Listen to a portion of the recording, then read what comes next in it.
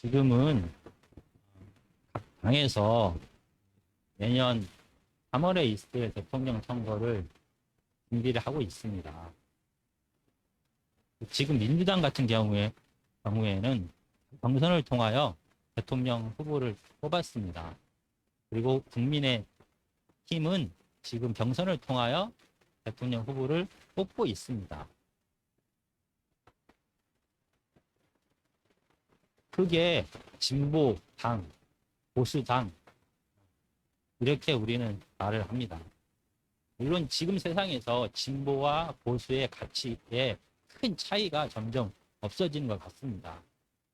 그렇지만 보통 진보 정당 하면은 보수 정당에 비하여 평등과 분배에 대하여 더 많은 관심을 가지게 됩니다. 그래서 국가의 역할에 대하여 강조를 하는 편입니다. 반면에 보수 정당은 진보 정당에 비하여 자유와 공정한 경쟁을 강조합니다. 그래서 국가의 역할보다는 시장에 맡기는 것을 택합니다.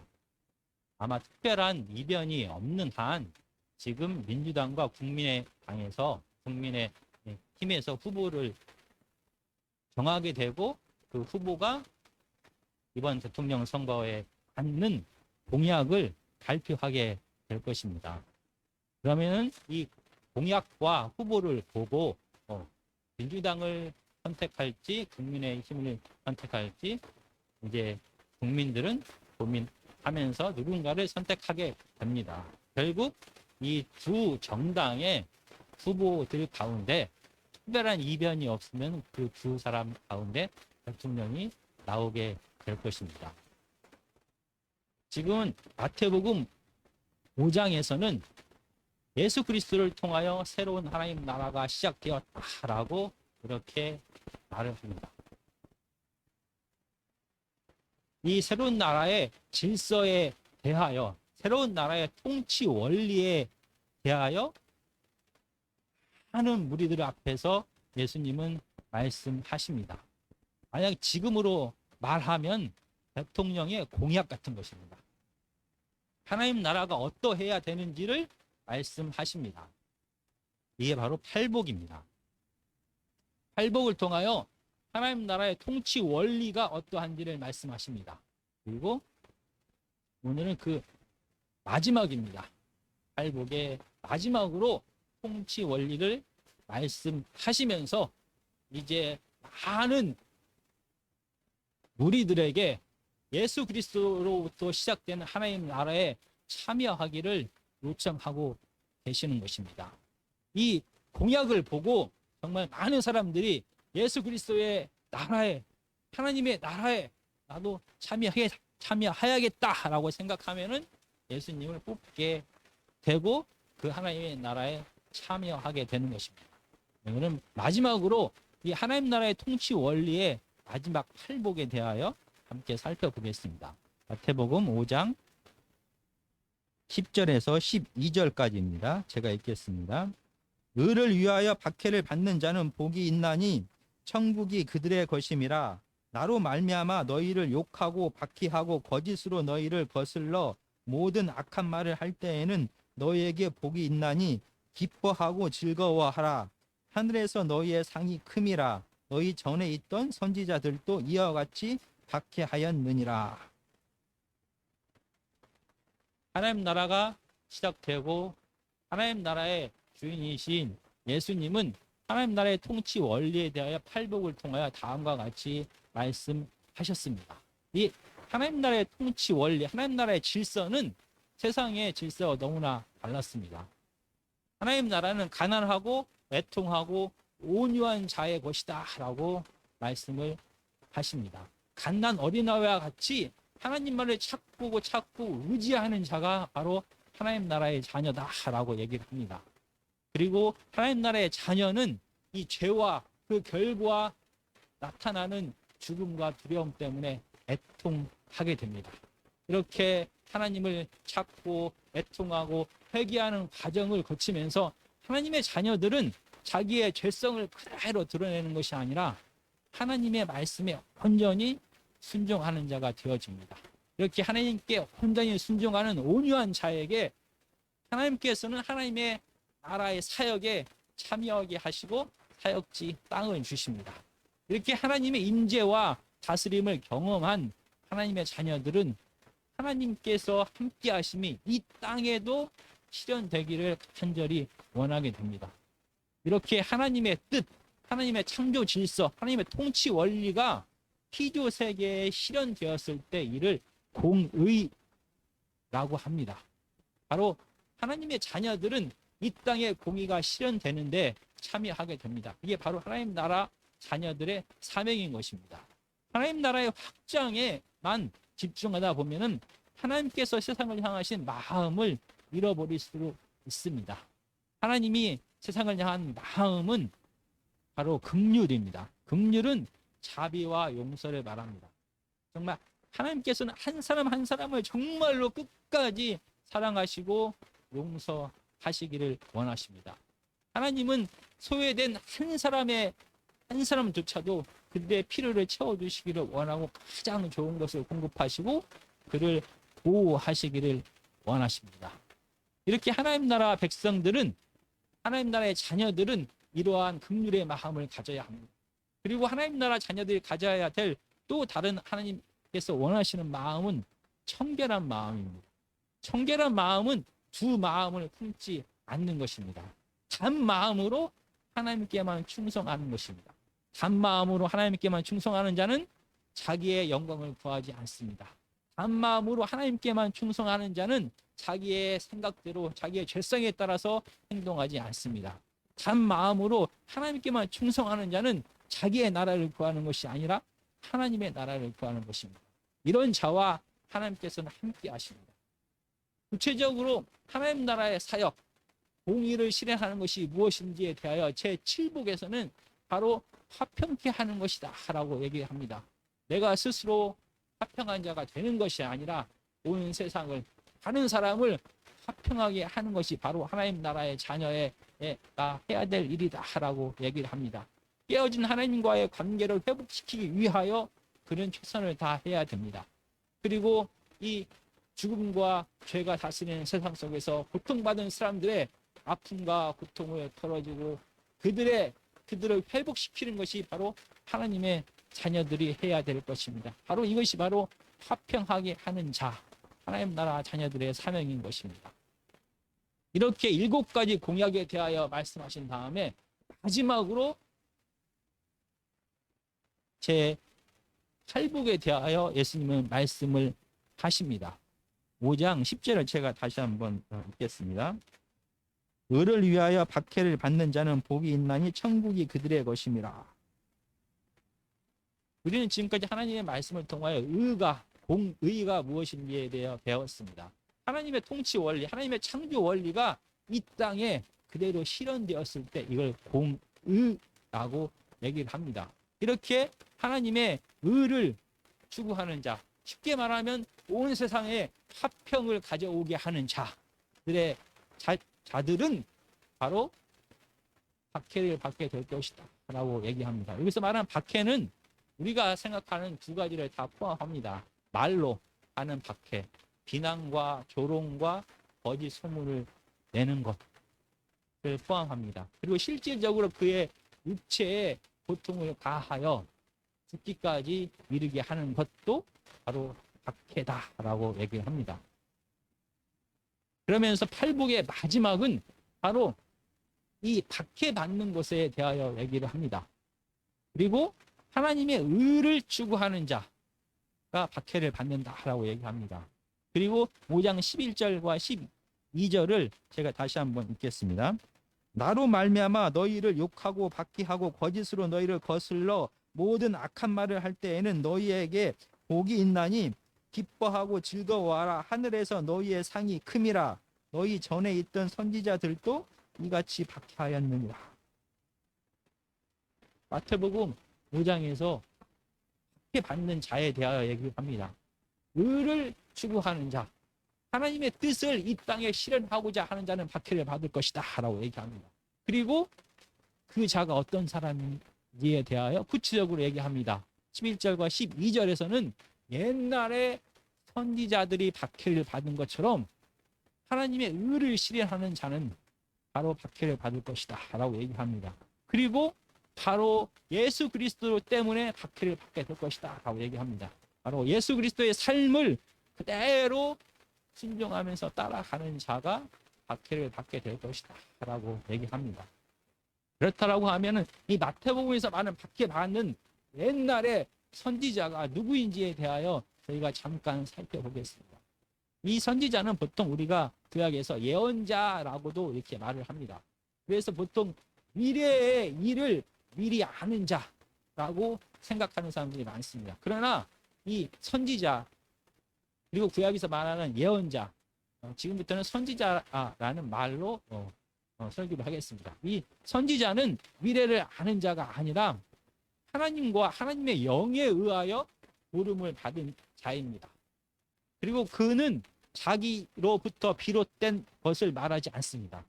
자기의 생각과 자기의 마음을 전하는 것이 아니라 자기를 부르신 자의 뜻과 마음을 그대로 전하는 자가 바로 선지자입니다. 그리고 이 선지자는 두 종류의 선지자가 있었습니다. 구약시대의 선지자는 직업 선지자가 있었습니다. 그의 직업이 선지자입니다.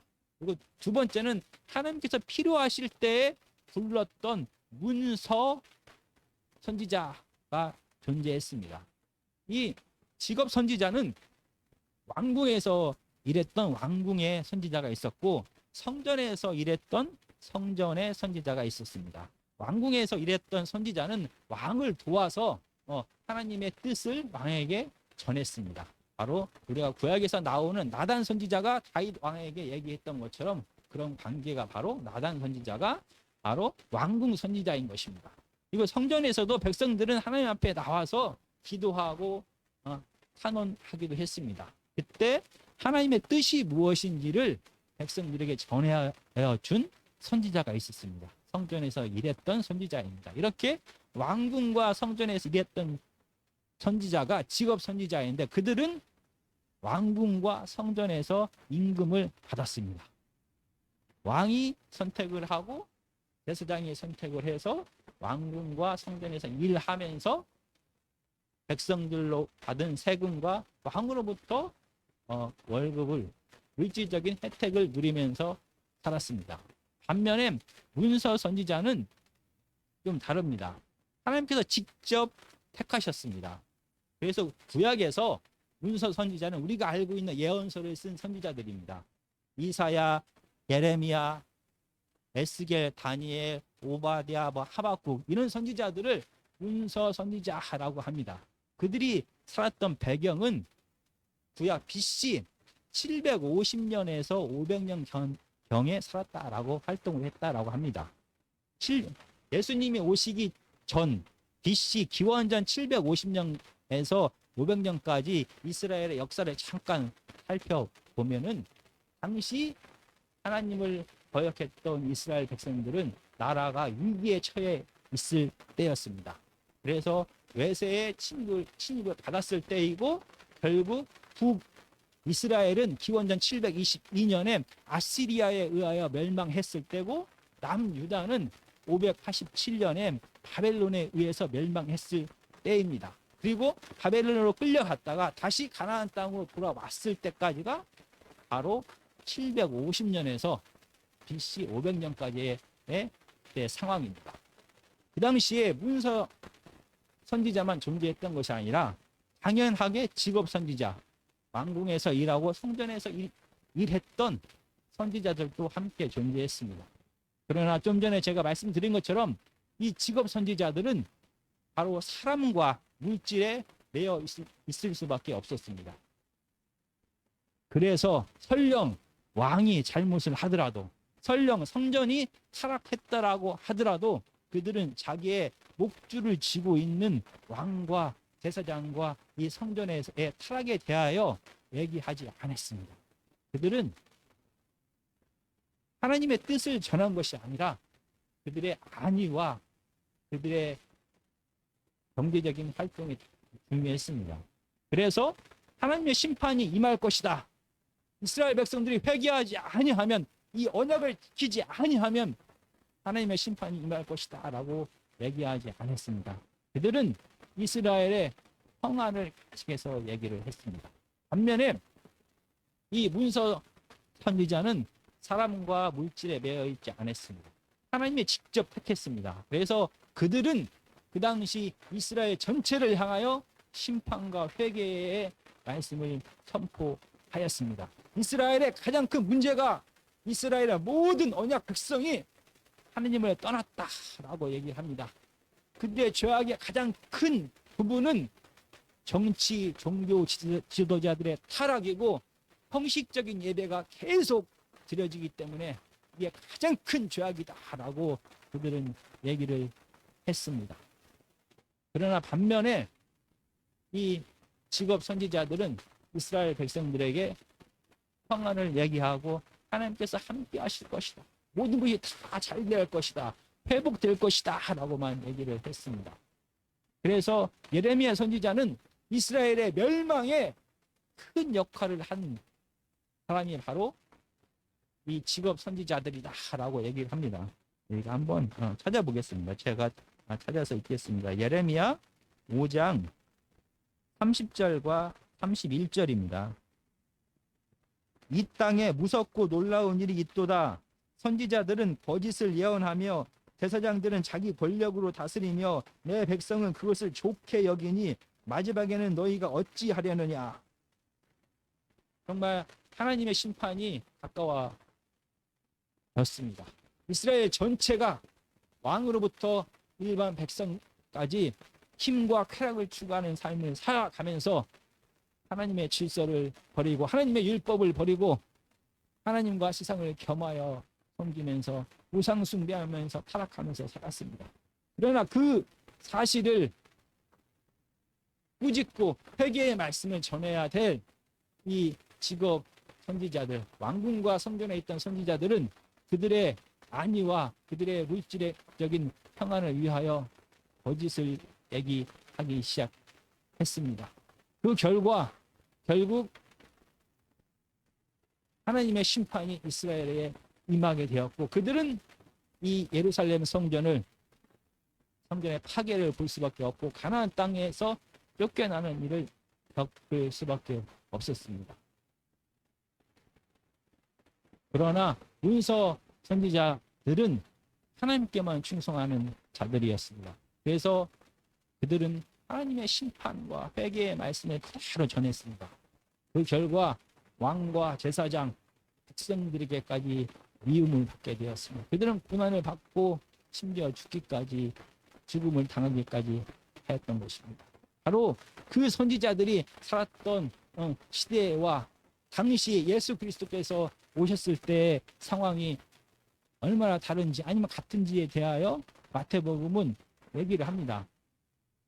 선지자들이 살았던 고난받았던 그 시대와 지금 예수님께서 오셨을 때 시대는 똑같다라고 이렇게 얘기합니다.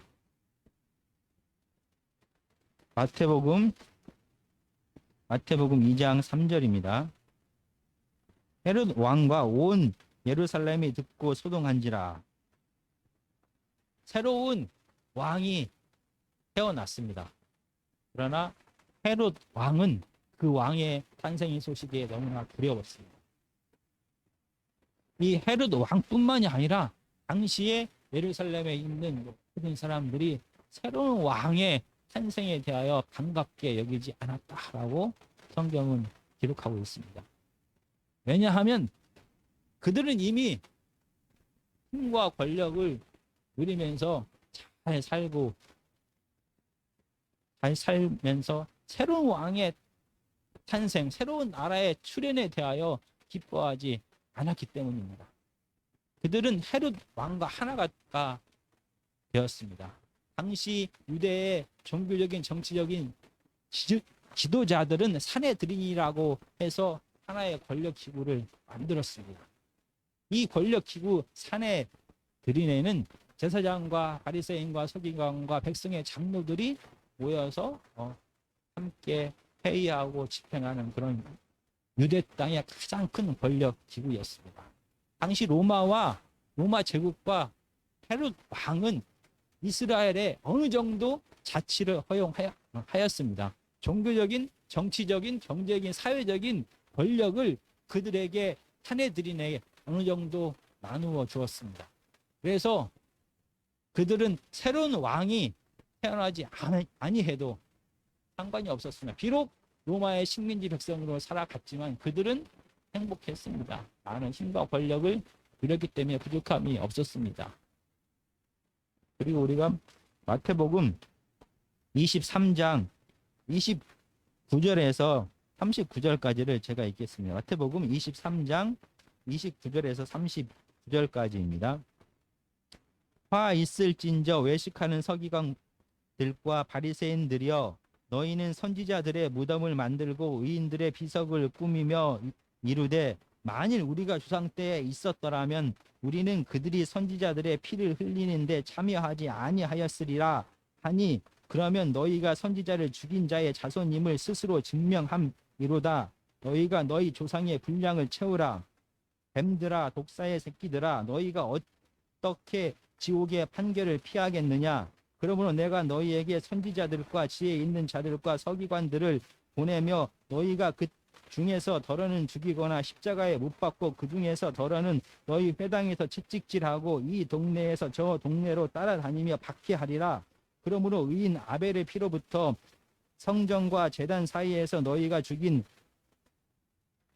바랴가의 아들 사가랴의 피까지 땅 위에서 흘린 의로운 피가 다 너희에게 돌아가리라. 내가 진실로 너희에게 이르노니 이것이 다 이 세대에 돌아가리라. 예루살렘아, 예루살렘아, 선지자들을 죽이고 내게 파송된 자를 돌로 치는 자여, 암탉이 그 새끼를 날개 아래 모음같이 내가 내 자녀를 모으려 한 일이 몇 번이더냐? 그러나 너희가 원하지 아니하였도다. 보라, 너희 집이 황폐하여 버려진 바 되리라. 내가 너희에게 이르노니 이제부터 너희는 찬송하리로다. 주의 이름으로 오시는 이여 할 때까지 나를 보지 못하리라 하시니라. 이 바리새인과 그 사두개 바리새인과 서기관들은 이 선지자들의 무덤을 경배하고 잘 세우면서 이렇게 얘기합니다. 만약에 자기들이 이 선지자 시대에 살았더라면 자기들은 선지자들을 박해하지 않았을 것이다 라고 얘기합니다. 그러나 우리는 마태복음을 통하여 잘 알고 또 이 바리새인들의 삶에 대하여 잘 기억합니다. 바리새인들과 사두개인들은 겉으로는 하나님의 율법을 지키는 자인 것 같았습니다. 그러나 실질적으로는 자기의 힘과 권력을 유지하기 위하여 하나님께서 주신 하나님의 뜻을 백성들에게 올바로 전하지 않았습니다. 마치 옛날에 직업 선지자들이 그들의 평안과 그들의 물질적인 안정 때문에 왕과 성전과 제사장들에게 하나님의 심판의 말씀을, 회개의 말씀을 전하지 않았던 것처럼 이 바리새인들은 하나님께서 보내신 하나님의 선지자 침례 요한을 거부하였습니다. 침례 요한을 거부했을 뿐만이 아니라 새로운 하나님 나라의 질서에 대하여, 새로운 하나님의 통치 원리에 대하여 말씀하시면서 새로운 하나님 나라를 주장하시는 예수 그리스도를 거부하였습니다. 그래서 그들은 자기의 안정과 자기 자신의 권력을 유지하기 위하여 바로 직업 선지자들이 했던 것처럼 선지자들을 죽였습니다. 그리고 예수 그리스도 왕이신 그분을 거부하고 마침내 십자가에서 못 박아 죽게 만들었던 것입니다. 바로 이 마태복음 5장에서는 새로운 하나님 나라의 질서에 대하여 새로운 하나님 나라의 통치 원리에 대하여 예수님은 말씀하시면서 이 고난에 대하여, 핍박에 대하여, 박해에 대하여 말씀하십니다.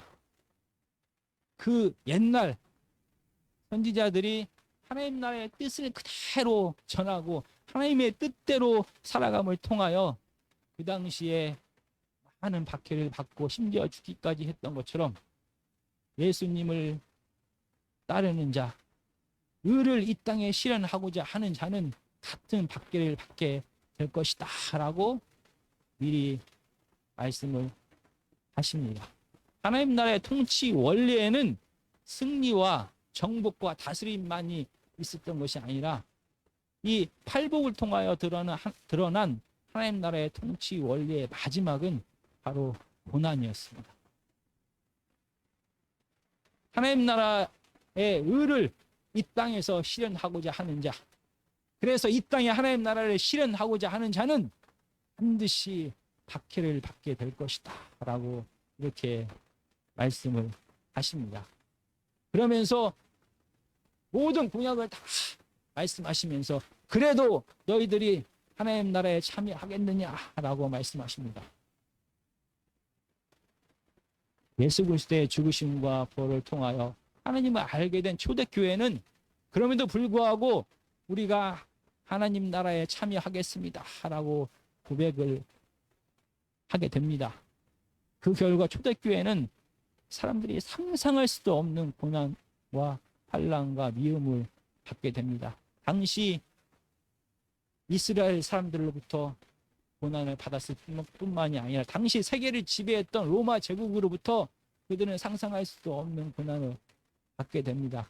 예수님뿐만이 아니라 예수님의 제자들은 대부분 다 순교하였고 초대교회 사람들은 유대 사람들로부터 손가락질을 받고 그 사회로부터 왕따를 당하고 격리를 당했을 뿐만이 아니라 당시 로마 제국으로부터 모든 온갖 고난, 말과 실질적인 고난과 사회로부터의 왕따 당함을 받게 되었습니다. 왜냐하면 하나님의 질서, 하나님의 통치 질서, 하나님의 뜻과 이 세상의 질서는 너무나 달라서 둘이 함께 할 수 없었습니다. 마치 예전에 하나님의 선지자들이 하나님의 뜻을 회개하라, 심판의 말씀을 전했던 것처럼 이 하나님의 문서 선지자들의 말씀과 화평만을 얘기했던 선지자들과 도저히 함께 할 수 없었던 것처럼 예수님 당시에 예수 그리스도의 로부터 시작되는 하나님 나라의 질서와 당시 로마 제국의 질서 그리고 유대인들이 생각했던 승리의 다윗의 나라와는 도저히 함께 할 수가 없었기 때문에 이 사탄의 나라에서 하나님의 뜻대로 순종하면서 살아가는 그들은 박해를 당할 수밖에 없었습니다. 특히 그들이 로마의 식민지로서 로마의 박해를 받았던 여러 가지 이유들이 있습니다. 그들은 하나님만을 섬기고 하나님만을 사랑하고 하나님만을 예배하기로 결정하였습니다. 그러나 초대교회의 이런 결정은 당시 로마 제국의 정치 질서와는 너무나 달랐습니다. 당시 온 세계를 다스렸던 로마는 모든 나라의 왕이었고 황제는 바로 하나님이었습니다. 그래서 황제에게 절하고 황제의 숭배를 해야만 모든 나라들이 살 수가 있었습니다. 그러나 하나님을 왕으로, 하나님만을 유일한 왕으로 인정한 초대교회는 황제의 숭배를 할 수가 없었습니다. 거역하였습니다. 그 결과 그들은 콜로세움에서 맹수들에 의하여 먹이가 되어서 죽어져 갔고 로마의 거리에서 참수형을 당하여 목이 잘려진 채로 죽어갔습니다. 이렇게 당시 초대 교회는 로마의 정치적인 탄압만 받았던 것이 아닙니다. 로마에 살고 있는 왕부터 노예까지 그들이 추구했던 삶의 가치와 바로 하나님께서 말씀하셨던 이 통치 원리는 너무나 달랐습니다. 그들은 죄성을 닮은 힘과 쾌락을 추구하면서 살아갔습니다. 그들은 수단과 방법을 가리지 않고 더 많은 권력을 얻기 위하여 최선을 다했습니다. 왕은 왕대로, 귀족은 귀족대로, 평민은 평민대로, 노예는 노예대로 더 큰 힘을 얻기 위하여, 더 큰 쾌락을 얻기 위하여 그들은 모든 것을 다 했습니다.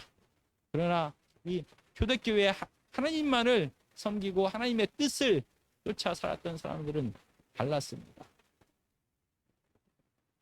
로마에 있는 사람들은 힘을 얻기 위하여, 더 높이 올라가기 위하여, 더 많은 걸 갖기 위하여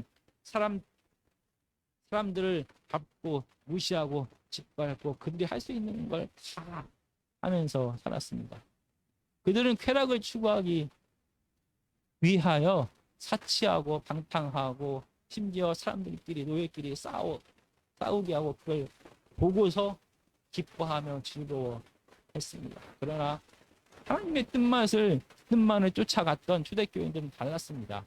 그들은 이런 극장과 이런 검투사의 싸움의 모임에도 참석하지 아니하였고, 그들은 높아지려고도 하지 아니하였고, 그들은 겸손하게 서로가 서로를 사랑하면서 양보하고 섬기며 인내하면서 이 로마의 모든 사람들이 그토록 갖고 싶어했던 힘과 권력을 도리어 한 영혼을 위하여, 한 이웃을 위하여 나눠주는, 그들이 상상할 수 없는 삶을 살게 되었습니다.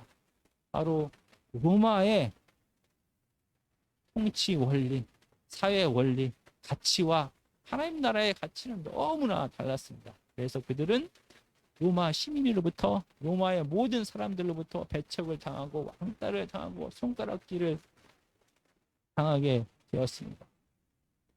그리고 초대교회는 그들이 가지고 있는 신앙 때문에 실질적인 폭행과 죽음뿐만이 아니라 거짓 소문에 시달려야만 했습니다. 많은 로마의 사람들은 초대교인들이 식인종이다라고 이렇게 이야기를 하고 소문을 퍼뜨렸습니다. 왜냐하면 성찬식을 하면서 그리스도의 몸과 피를 그들은 먹는다라는 것을 소문이 점점 나기 시작하면서 그들은 사람의 몸과 피를 먹어라고 얘기합니다. 그러면 사람이 아니야라고 식인종이다라고 얘기합니다. 그리고 크리스찬들, 초대교인들은 정말 성적으로 너무나 정말 타락했어. 쾌락만을 추구해. 그리고 근친상간까지 해라고 얘기합니다. 왜냐하면 그들은 그들의 남편과 아내를 형제와 자매다라고 이렇게 부릅니다. 그리고 입맞춤으로 그들의 교제를 시작합니다. 그래서 로마 사람들은 초대교회 크리스찬들을 이렇게 성적으로 타락한 사람이다라고 이렇게 거짓 소문을 내서 그들을 조롱하고 비웃고 그들 사회에서 함께하지 못하게 왕따 시켜버렸습니다. 정말 예수 그리스도의 이 통치의 원리를 그대로 삶을 통하여 실현하였던 초대교인들의 삶은 세상의 힘과 쾌락을 추구하면서 살아가는 로마 시민과 도저히 함께할 수가 없었습니다. 그래서 그들은 로마 제국으로부터, 로마의 국민들로부터, 시민들로부터 왕따를 당하고 핍박을 받고 조롱거리가 되고 사회생활을 같이 할 수 없는 자처럼 이런 고난 가운데 살았습니다. 그러나 정말로 이상합니다. 하나님의 창조 원리, 하나님의 통치 원리는 정말로 이상합니다. 이런 고난과 핍박 속에서 하나님의 나라가 줄어든 것이 아니라 도리어 이 고난과 핍박 가운데서 하나님의 나라는 확장되었습니다. 많은 예수님 당시에 예수님을 모함하고 그래서 결국은 십자가에 못 박아 버렸습니다. 그들은 승리했다고 생각을 했습니다. 그러나 이 십자가의 고난의 죽음을 통하여 도리어 온 세상의 모든 죄가 예수 그리스도의 십자가의 죽으심을 통하여 사해지게 되고 하나님과의 깨어진 관계가 회복하게 되었습니다. 그리고 초대교회의 이런 고난과 핍박 가운데 이 고난의 핍박 위에서 도리어 로마는 멸망했지만 하나님의 나라는 점점 확장하여 전 세계적으로 하나님의 복음이 선포되게 되었던 것입니다. 하나님의 통치 원리는 이렇게 고난이 당연하다라고 얘기합니다. 그리고 고난 가운데서 고난을 통하여 하나님 나라가 폭발적으로 성장할 것이다 라고 얘기를 합니다. 정말 2000년 전에 살아계신 하나님께서 사람으로 이 땅에 오셨습니다. 그리고 하나님 나라를 선포하셨습니다. 그리고 하나님 나라의 통치 원리, 하나님 나라의 창조 질서가 무엇인지를 팔복을 통하여 선포합니다. 그러나 이 팔복은 세상의 질서와 너무나 다릅니다. 세상은 승리와 부유함과 건강과 높아짐에 대하여 얘기를 합니다. 그러나 오늘 팔복을 통하여 예수 그리스도께서 전한 하나님 나라의 통치 원리는 다릅니다. 하나님 나라는 가난한 자가 복이 있다라고 얘기합니다. 하나님 나라는 애통하는 자가 복이 있다라고 얘기합니다. 하나님 나라는 자기의 의를 드러내고 자기를 내세우는 자가 복이 있는 것이 아니라 하나님의 나라는 온전히 자기의 생각과 방법을 다 내려놓고 하나님께만 순종하는 이 연약해 보이는 자가 복이 있다라고 얘기합니다. 하나님의 나라는 스스로가 부해지고 건강해지고 모든 것을 누리는 자가 복이 있는 것이 아니라 하나님의 나라는 하나님의 자녀는 다른 사람을 평하게 하는 자가 복이 있다라고 얘기합니다. 거기에 더해서 예수 그리스도는 마지막으로 하나님 나라에 대하여 공약을 발표하는데 너희는 나처럼 옛날에 죽었던 선지자들처럼 고난을 받게 될 것이다 라고 얘기합니다. 하나님 나라에 대하여 예수 그리스도는 이렇게 8가지 공약을 말씀을 하셨습니다. 물론 하나님께서 하나님 나라에 참여하는 자와 늘 함께 하실 것이라는 약속을 주셨습니다. 그럼에도 불구하고 하나님의 나라에 참여하는 자는 승리와 높아짐과 영광을 바라는 자가 아니라 자기의 모든 것을 내려놓는 예수 그리스도의 삶을 따라가는 자, 다른 사람의 평화를 위하여 하나님께서 주신 모든 것을 내려놓고 다른 사람들의 짐과 아픔과 고통과 병듦을 대신 짊어지는 자가 바로 하나님의 나라에 적합한 자다라고 얘기를 합니다. 이렇게 세상과 너무나 다른 하나님 나라에 대하여 예수님은 선포를 하셨습니다. 그리고 그럼에도 불구하고 이 하나님 나라에 참여하겠느냐라고 말씀하십니다.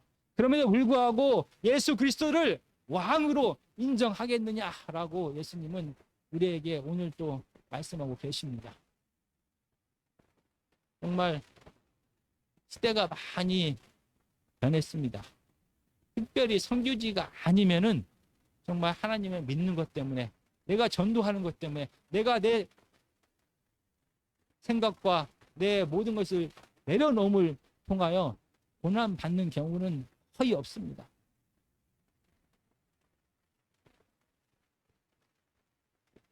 세상이 변해서 이 땅에 하나님의 의가, 공의가 가득하기 때문에 하나님의 질서가, 하나님의 통치 원리가 이 세상에 주류가 되었기 때문에 내가 하나님의 뜻대로, 우리가 하나님의 뜻대로 살더라도 하나님의 통치 원리에 온전히 순종하여 이 땅에서 하나님의 뜻이 실현되게 하기 위하여 내가 모든 것을 버릴지라도, 그렇게 살아갈지라도 우리의 삶에 고난과 핍박이 없는 것입니까? 이 세상에 하나님의 공의가, 하나님의 사랑과 정의가 넘쳐나기 때문에 우리가 예수님 뜻대로 살아가더라도 우리가 고난을 받지 않는 것입니까? 선지자들이 고난받았던 그 시대, 많은 사람들이 하나님을 얘기하고 하나님의 뜻대로 산다라고 말했지만 그 시대에는 하나님과 세상을 겸하여 섬기면서 하는 사람들은 힘과 쾌락을 추구하면서 살아갔습니다. 그래서 하나님을 버리고 하나님을 우상처럼 이용하면서 살았습니다. 그 결과 사회는 가난하고 고통받고 힘들고 병든 자들의 탄식이 끊이지 않았습니다. 시대가 흘러서 예수 그리스도께서 로마 제국의 식민지로 살고 있는 이스라엘 백성들에게 오셨을 때에도 마찬가지였습니다.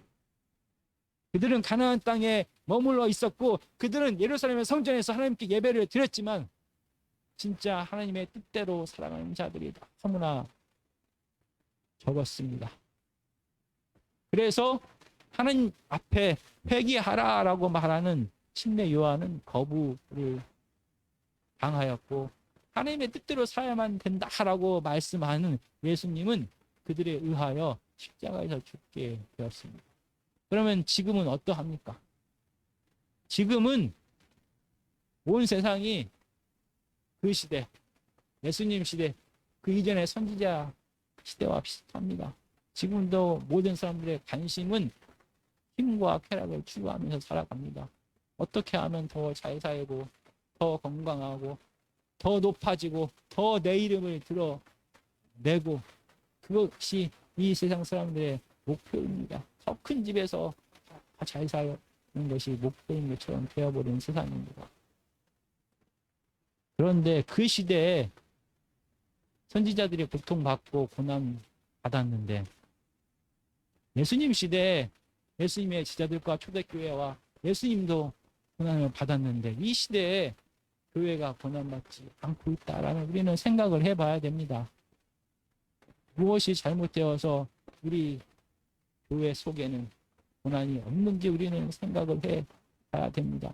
정말 어쩌면은 그 시대에 직업 선지자들과 같은 삶을 살아가고 있는 건 아닌지, 예수님 당시에 종교 지도자들, 정치 지도자들과 같은 세상의 질서에 순종하면서 양다리 걸치면서 형식적으로만 하나님의 뜻을 드러내면서 사는 것이 아닌지 우리는 고민해봐야 됩니다. 정말 세상은 선지자들이 고통받던 시대나 예수님 시대나 초대교회 시대나 지금이나 마찬가지입니다. 온 세상은 이 죄와 그 결과 찾아오는 고통과 가난과 평등과 분쟁과 분노와 미움 때문에 탄식하면서 세상은 하나님의 사람들을 기다립니다. 정말 하나님의 사람들이 하나님의 뜻을 온전히 전하고 하나님의 뜻대로 이 세상 속에서 몸부림치며 살면서 고통했지만 그들은 살아계신 하나님이 누구인지 하나님의 뜻이 무엇인지를 그 시대의 사람들에게 말과 삶을 통하여 드러내게 되었습니다. 그리고 예수님 당시에 예수님의 제자들뿐만 아니라 초대교회 역시 하나님이 누구인지를 그들의 말과 삶을 통하여 드러내게 되었습니다. 힘과 쾌락만을 추구하면서 고통 가운데 서로가 서로를 미워하면서 살아가는 이 세상 속에서 진짜 하나님의 뜻이 무엇인지를 그들은 서로 사랑하고 용서하고 인내하고 위로하고 나눠주고 자기의 모든 것을 희생하면서까지 다른 사람들의 화평을 구하는 삶을 실질적으로 살아감을 통하여 그들은 예수 그리스도가 누구인지를 세상에 드러냈습니다. 바로 예수 그리스도만이 참 생명이고 구원이고 기쁨이고 희망이고 위로고 사랑이고 자랑이 된다는 것을 그들은 고난 가운데서도 자기의 모든 것을 희생하면서도 온전히 하나님만을 사랑하는 하나님의 사람들을 통하여 자기의 모든 것을 희생하면서도 이웃을 내 몸처럼 사랑하는 이 하나님의 사람들을 통하여 하나님의 살아계심을 보았습니다. 지금 온 세상에서 교회는 하는 비난을 받고 있습니다. 이 비난의 다른 의미는 예수 믿는 사람들이 하나님의 뜻대로 살지 않는다라는 것을 드러내는 겁니다. 왜 이렇게 교회 다니는 사람들과 교회를 계속 이렇게 비난할까? 왜냐하면 세상은 진짜 참 사랑을 원하기 때문입니다. 진짜 하나님의 복음이 무엇인지를 그들은 보고 싶어 하기 때문입니다. 진짜로 형제가 형제를 사랑하는 게 무엇인지를 그들은 알고 싶어 하기 때문입니다. 세상 어떤 것으로도 그들의 작은 마음 하나 채워지지 못하고 있다는 것을 그들은 너무나 잘 알고 있기 때문에 생명 되시고 기쁨 되시고 위로 되신 진짜 예수 그리스도를 보고 싶어 하는 것입니다. 정말 이 세상 속에서 우리가 어떻게 살아가야 될지 우리는 하나님의 말씀을 통해 다시 한번 고민하는 시간이 되었으면 좋겠습니다. 정말 예수 그리스도께서 말씀하신 팔복을 통하여 하나님 나라의 통치 원리, 하나님 나라의 창조 질서에 대하여 예수님은 말씀하셨습니다. 세상의 질서, 힘과 쾌락을 추구하고 자기 자신만을 위하면서 살아가는 세상의 질서와는 너무나 다른 이 하나님 나라의 통치 질서에 대하여 우리는 어떻게 받아들여야 될지 고민하는 시간이 되었으면 좋겠습니다. 아무리 힘들고 어려워도 예수 그리스도께서 정하신, 예수 그리스도께서 말씀하신, 예수 그리스도께서 그렇게 살아가신 그 삶을 그대로 받아들이고 순종하면서 고난 가운데 살아가는 저희들이 되었으면 좋겠습니다. 저희들의 온전한 순종함을 통하여 세상은 하나님의 사랑을, 하나님의 임재를, 하나님의 통치를 보게 될 것입니다.